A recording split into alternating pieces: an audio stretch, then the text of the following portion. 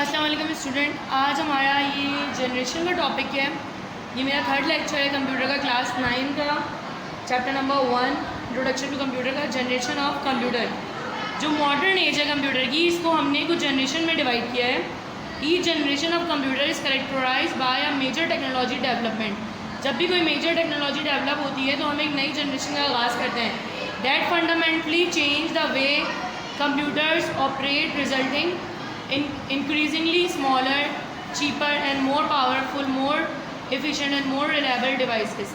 जिससे जो है कंप्यूटर जो है उसकी टेक्नोलॉजीज़ ज़्यादा छोटी हो जाती हैं, सस्ती हो जाती हैं, पावरफुल और एफिशिएंट और रिलायबल हो जाती हैं। रीड अबाउट ईच जनरेशन, हर जनरेशन के बारे में हम पढ़ेंगे। And the development that lead to current device that we use today, और जो करंट डिवाइसेस हम यूज़ कर रहे हैं वो किस तरह से वजूद में आई। सबसे पहले हम फर्स्ट जनरेशन की बात करेंगे, जिसके जो ड्यूरिंग पीरियड है वो 1940 से लेके 1956 तक है। ठीक है, इसमें क्या इन्वेंट हुआ? वैक्यूम ट्यूब्स इन्वेंट हुई। The first computer use vacuum tubes for circuitry. इसके सर्किट में हम वैक्यूम ट्यूब्स यूज़ करते थे। And magnetic drum for memory, और मेमोरी के लिए क्या यूज़ करते थे? Magnetic drums. ठीक है, and were often enormous taking up entire room. ये इतने बड़े होते थे कि पूरे कमरे जितनी जगह लेते थे। They were very expensive to operate, ये इन्हें इस्तेमाल करना भी बहुत महंगा होता था। In addition to using a great deal of electricity, इसके साथ साथ ये बहुत ज़्यादा बिजली भी इस्तेमाल कर सकते थे। Generate a lot of heat, बहुत ज़्यादा गर्मी भी पैदा करते थे। Which was obtain the cause of मल फंक्शन, जो कि कंप्यूटर के मल फंक्शन मतलब एरर वगैरह प्रोड्यूस करने की वजह बनते थे। First generation computers relied on machine language. First generation computer totally machine language पर डिपेंड करते थे। See introduction of programming language for detail, हम ये प्रोग्रामिंग लैंग्वेज में पढ़ेंगे कि मशीन लैंग्वेज क्या होती है। To perform operation they could only solve one problem at a time, ये एक टाइम में एक ही प्रॉब्लम सॉल्व कर सकते थे।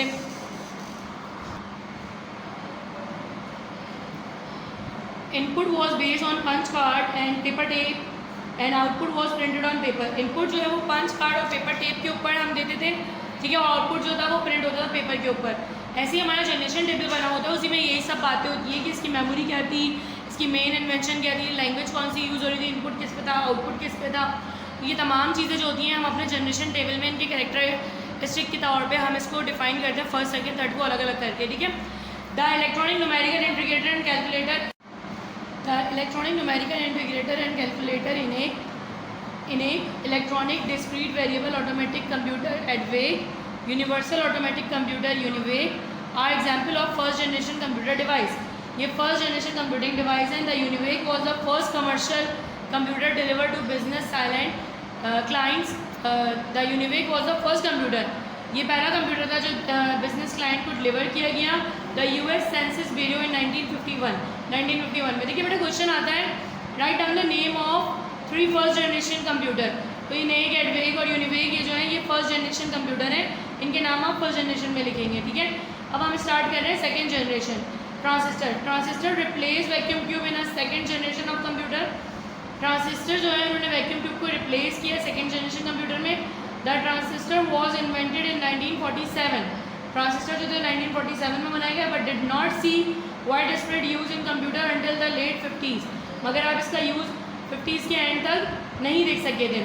The transistor was far superior to vacuum tube, allowing computer to become smaller, faster, cheaper and more energy efficient, more reliable than the first generation predecessor computers।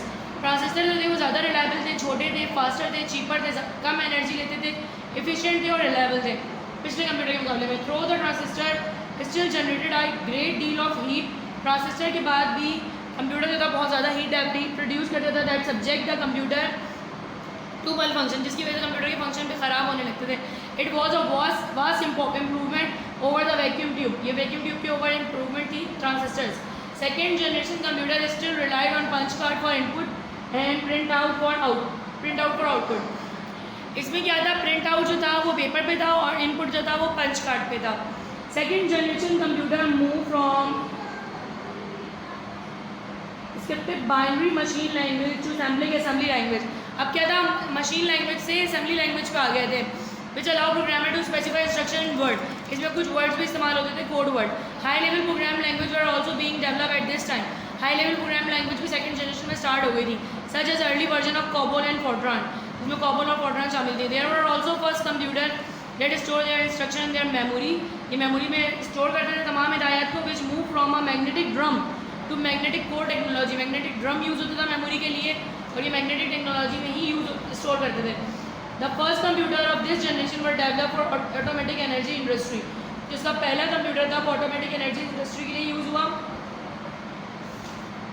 The first large scale machine, जो पहली बड़े scale पर machine बनी थी to take advantage of this transistor technology were early super computer develop by IBM। जो पहला से वो हुआ था वो पहला सुपर कंप्यूटर था जो IBM ने बनाया था, एंड लास्ट बाय सैरी रेंड जो थे इनके साइंटिस्ट थे जिन्होंने इन दोनों कंपनी से मिलकर बनाया था। These computer were develop for atomic energy laboratories, ये कंप्यूटर थे एटॉमिक एनर्जी लेबॉर्ट्रीज के लिए यूज होते, जहाँ पे हम एटम के ऊपर काम करते थे, बम वगैरह बनाया करते थे, एटॉमिक एनर्जी का इस्तेमाल होता था। Another important machine was the IBM 1401, एक और मशीन बनी थी इसमें जिसका नाम है 1401, which was universally accepted through the industries, जो तमाम इंडस्ट्रीज में इस्तेमाल होने लगी। Third generation computer, third generation 1964 से 1971 तक थी। इसमें क्या बनाया गया? IC बनाई गई, integrated circuit. The development of integrated circuit IC was the hallmark of the third generation of computer. Third generation सबसे बड़ा कारनामा था। Jack Kilby an engineer with Texas Instrument, ये टेक्सास इंस्ट्रूमेंट के एक इंजीनियर थे, डेवलप द इंटीग्रेटेड सर्किट 1958, इन्होंने 1958 में ये सर्किट बनाया। Transistor were manufacturised and place on silicon chip, ये सिलिकॉन चिप के ऊपर प्लेस किया जाता है, कॉल्ड सेमीकंडक्टर, तो सेमीकंडक्टर कहते हैं। Which drastically increase the speed and efficiency of computer, जिन्होंने बहुत ज़्यादा स्पीड और एक्यूरेसी जो है कंप्यूटर की एफिशिएंसी बढ़ा दी थी। Instead of punch card and print out, user interacted with the third generation computer through keyboard.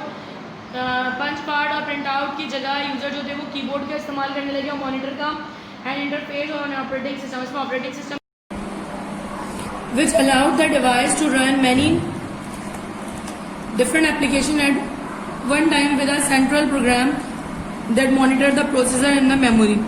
अब इसमें क्या होता था, एक प्रोग्राम के साथ और भी प्रोग्राम चल सकते थे जो आपकी मेमोरी में चल रहे होते थे। आप और प्रोग्राम, एक से ज़्यादा प्रोग्राम भी एक टाइम में चला सकते थे। Computer for the first time become accessible to a mass audience because they were smaller and cheaper than their president. Computer जो थे वो सबके लिए अवेलेबल हो गए कि हर कोई उसको इस्तेमाल करने लगा था, क्योंकि वो बहुत छोटे हो चुके थे और बहुत सस्ते भी हो गए थे, इतने महंगे नहीं रहते कि लोग अफोर्ड न कर सकें।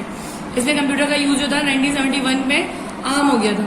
फोर्थ जनरेशन शुरू हुई थी 1971 से प्रेजेंट तक। वजह यह है कि हम माइक्रो प्रोसेसर को अब तक इस्तेमाल कर रहे हैं। हमारे कंप्यूटर में माइक्रो प्रोसेसर आज भी यूज हो रहा है। जब तक ये यूज होता रहेगा ये जनरेशन एंड नहीं हो सकती। ये जनरेशन तब एंड होगी जब इसका यूज खत्म हो जाएगा। कंप्यूटर इस पर डिपेंड नहीं करेगा। पहले कंप्यूटर सिर्फ IC पे डिपेंड करते थे, इसलिए हमने थर्ड जनरेशन चलाई थी, और थर्ड के बाद फोर्थ हुई क्योंकि माइक्रो प्रोसेसर इन्वेंट हो गया था। The micro processor the fourth generation of a computer as thousand of integrated circuit were build on a single silicon chip, मतलब हजारों IC लग के एक माइक्रो प्रोसेसर बनता था सिलिकॉन चिप के ऊपर। In the first generation filled an entire room could now fit in the palm of the hand। पहले पूरे कमरे में आने वाला कंप्यूटर अब आपकी हथेली में होता है, जैसे कि आपका मोबाइल।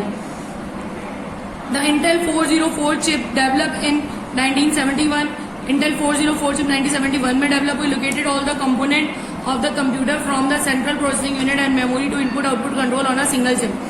अब जो इंटेल ने 404 चिप बनाई थी, एक छोटी सी चिप थी, इस पर प्रोसेसिंग भी होती थी, इनपुट भी होता था और आउटपुट भी हो जाया करता था, जो कि बहुत छोटी सी चिप हुआ करती थी। इन 1981 IBM introduce it's first computer for the home user. IBM ने एक पहला कंप्यूटर इंट्रोड्यूस करवाया जो घरों में इस्तेमाल के लिए था। इन 1984 Apple introduce the Macintosh. Apple ने जो कंप्यूटर बनाया उसका नाम था Macintosh.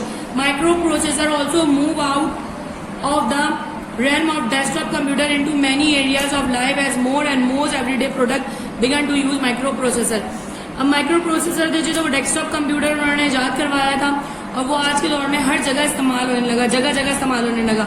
All these small computer become more powerful, they could be link together to form a network.